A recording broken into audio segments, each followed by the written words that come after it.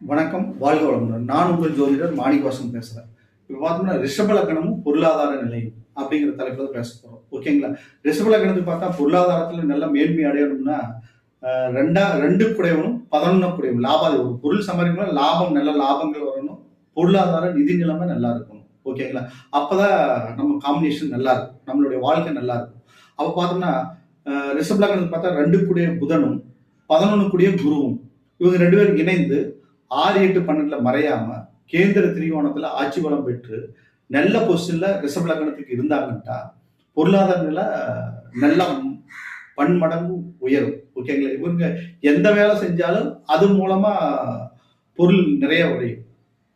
மெயினா பேச்சு சாதுரியத்தினால ரிஷப லக்னத்துக்கு பொருளாதார நிலை உயரும். பேச்சு சாதுரியம், ஜோதிடம், அப்புறம் உழைக்காமல் தன்னுடைய வாய் திறமையினால